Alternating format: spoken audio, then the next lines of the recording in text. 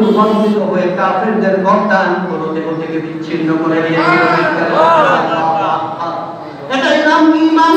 এই জন্য চোখের কারণে মানুষের ঈমান নষ্ট হয়ে যায়, ব্রেন নষ্ট হয়ে যায়, মন নষ্ট হয়ে যায়, কল্প নষ্ট হয়ে যায়। চোখের কারণে মানুষ কুফরির মধ্যে নিমজ্জিত হয়ে যায়। আল্লাহ রাসূল এই জন্য বললেন, পৃথিবীর মানুষ জিনা করতে শুধু গোপনাঙ্গের প্রয়োজন নয়, তোমার চোখের জিনা হচ্ছে তোমার খারাপ নজর। চিৎকার মেরে বলে নাউযুবিল্লাহ। চোখের জিনাটা হচ্ছে কি? খারাপ নজর।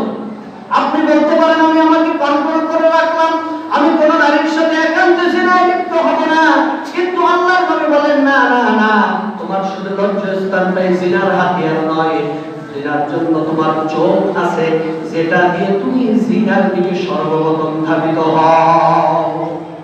মানুষ আগে চোখ দিয়ে দেখে, আগে কি করে? চোখ দিয়ে দেখে, তারপরে মনে ভালো লাগে, তারপরে তাকে যদি ইসলামিক পন্থায়, ইসলামিক রেগুলেশন, ইসলামিক ভাবে চলতে চায়, তখন তাকে বিবাহের প্রস্তাব দেয়। আর যদি শয়তানের পথে চলতে চায়, তখন তার উপরে গোপনে আক্রমণ করে। ঠিক কিনা? এই জন্য আল্লাহ রাসূল বলেন, জিনা আইন নাজরুন, চোখের জিনা হলো সবচেয়ে বড় জিনা। চোখের জিনা হলো দৃষ্টি দেওয়া। এই দৃষ্টি দেওয়া থেকে নবী আপনার মুমিনদেরকে ফিরিয়ে রাখেন। কুল্লিল মুমিনিনা ইয়াগুদ্দু মিন আবসারিহিম। 2 নম্বর ওয়াহফাযু ফুরুজাহুম। ওই চোখে দেখার কারণে যে জিনিসটা দিয়ে পরিপূর্ণ জিনায় লিপ্ত হয়, সেটা হচ্ছে তার গোপনাঙ্গ, তার ফুরুজ, তার গোপনাঙ্গ। এটাকে সে যেন হেফাজত করে। জোরে বলি সুবহানাল্লাহ। যালিকা আযকারুকুম। আল্লাহ রাব্বুল আলামিন বলছেন, এটা হচ্ছে সর্বোত্তম উত্তম, এটা হচ্ছে সবচেয়ে বড় কাজ, এটা হচ্ছে সবচেয়ে মহৎ কাজ। চিন্তার করে বলি সুবহানাল্লাহ।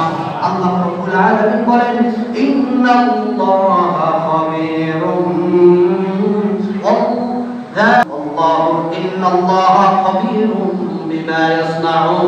আল্লাহ রাব্বুল আলামিন বলেন, পৃথিবীর মানুষ, তোমরা অন্তর দিয়ে যা কিছু কল্পনা করো, আমার আল্লাহ জানেন কি জানেন না?